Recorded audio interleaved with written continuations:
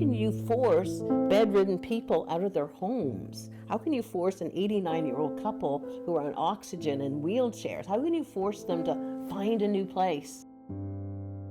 Patty Pokerchak has been living at 230 Lake Promenade for the last 15 years.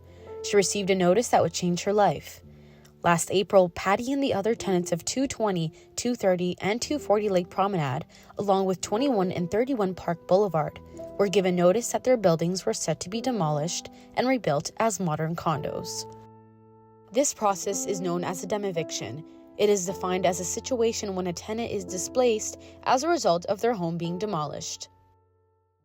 I moved in for a year 15 years ago. It is so lovely, and they're threatening to destroy this whole community by quadrupling the density from 550 units to over 2,000. Yeah, this apartment goes for 2,800. So when somebody moves out, they demolish it, make it look like a condo, and so they put in laminate floors and stainless steel appliances, and they charge $2,800 to $3,000. When this demo-viction first started happening a year and a half ago, I looked around because I go, I don't want to live in a construction zone for 10 years or 13 years. The city councilor for Lake Promenade, Amber Morley, was unavailable for an interview, but made her concerns known online. The community around Lake Promenade's biggest concerns are the height and density of the new building, the capacity of local services and facilities, and the impact this will have on the tenants of the existing 548 rental units. Several tenants have experienced these concerns in their day-to-day lives. Then that building will then push people into that one. They'll tear that down. They'll move. It's just a shuffle. I moved in September 2020, and was employed at the time, etc. And then I've been here and gone through some odd peculiarities with the management in terms of differences and different views and some of their over the top methods of trying to resolve things. Julian's living conditions and interactions with Compton management are not isolated incidents. Several tenants of Compton management have aired their grievances online.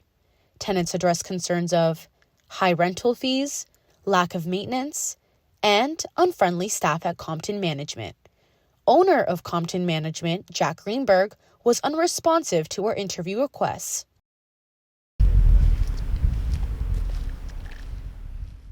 With my parents passing, in a state of depression, I was not in good places. They said I was at a point where I had to go to the food bank. I was living in basement. So this is a home. I was living in someone's basement for 5 years, 6 years. And right now, I mean, this is the most affordable thing I can find. And for a lot of people, and to go to something else or try and find something else it's not going to be, I'm not going to have my own place. I'll either have to share accommodation or I'm back to basements, which is not good for the health. I feel like I've only just got here. And it took me 6 months of searching places. And, I'm from what I am paying here to places in the middle of the city. I got, God, for like $100 more, I got this view. So $100 is priceless. I like this place enough that I want to stay here for another good 5 years easily. And after that, who knows what I'm thinking. And we'll see what happens then. But I'm quite comfortable. I'm very content.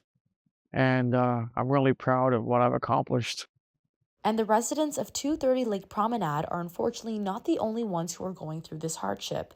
Demo-evictions have been on the rise in Toronto in the last few years, leading a few dedicated tenants to form advocacy groups to defend their rights. One group is No Demo-Evictions. What do we want? Affordable housing. When do we want it? Now. What do we want? Affordable housing. When do we want it? Now. When Mega's Development bought our building, this is what they bought.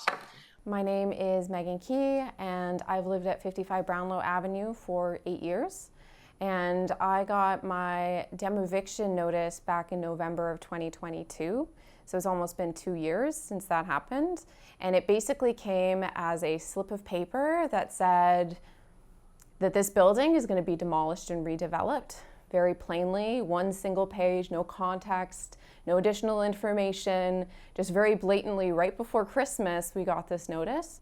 The deal that we got, that no other building that I know of has gotten since I've started organizing in demo-evictions, is because they're building two buildings, one on this site where the building I'm currently in is, and one on the site where the townhouses are just north of us. What we've negotiated with them is to demolish the townhouses first, build the first building to completion, move all of us into the new building, and then demolish our building to build the second building. So that means that tenants that live in this building don't need to be displaced for 3 to 5 years. They don't have to find separate accommodations. They don't need to worry about the rent gap payments not being enough compared to the rent that they will be paying. They don't need to be displaced from their community, loved ones, and neighborhoods. There are over 100 buildings in the city of Toronto that are set to be demolished, affordable purpose-built rental buildings, in the middle of a housing affordability crisis. And it sort of started just as a successive series of brainstorming sessions on figuring out, like, what are we going to do? What are we putting our energy towards? What is the most important at this time, given all of our different staggered timelines? Which buildings do we focus on? We met Patty in the early days of our organizing, I would think in the summer of 2023. Make our voices heard so those people in that ivory tower hear us. And she's smart, she's witty, and she's really passionate about her building. I live in a little oasis in the southwest corner of Toronto, and it's threatened to be Canada's largest ever demo-eviction.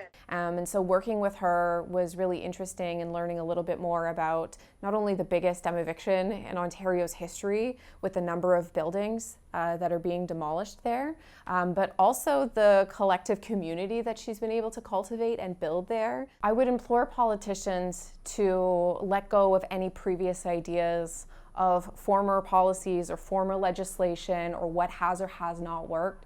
Fundamentally, we need to ensure that the quality of life of all people is uplifted.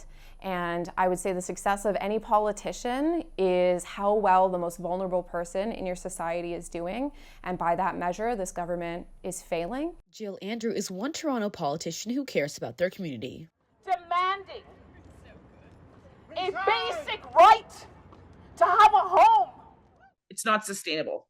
So when you see a group of tenants like those at 55 Brownlow, no demo-evictions, and tenants across the city especially come together, even though they are going through one of the most traumatic times of their lives, potentially losing their homes, losing their community connections, as I spoke about earlier, this is what tenant advocacy looks like. This is what not backing down looks like. You all who are here raising your voice on your lawn, outside of your house. But we need to make sure that when we are developing, and yes, increasing density, near transit, because we've got a lot of folks that we have to house, of course, we need to make sure that we're doing it in a way that is affordable. We need that resident to be able to stay in their homes and not have to feel like they've got to run out of their community because they can't afford it anymore, or be gentrified out of their community. But while the legal fight regarding demo-evictions may be lengthy, the hopes for better days keep tenants going during these hardships. It's that these small little wins, this is how change is made. In small little incremental, slow inches forward. It's not this like massive systemic change. It happens in these small little ways. So I've had to remind myself to, pat on the back. It's a small win, but it's a big win for the people who live here. We could solve the issue of housing to one degree, to get people in a home, then they can get calm, then they can feel safe, then they can reposition themselves and start applying themselves. When you have a safe place to sleep, you can then gather yourself and try to rebuild. We just don't have enough. We just don't have enough options. I was born sunny side up as an optimist, and I think a realistic optimist. I believe we will win. I believe we will win. That's it. At the time of filming, Compton Management is in appeal with the Ontario Land Tribunal. The property owners want to amend zoning bylaws for the 5 proposed sites. When buildings are demolished, it's not just the structures that are destroyed.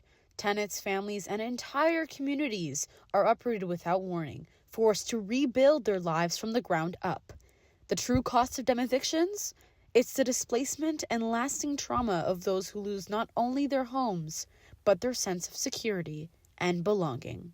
The fight is not over. For the TMU Documentary Unit, I'm Zaid. What is our chant? No.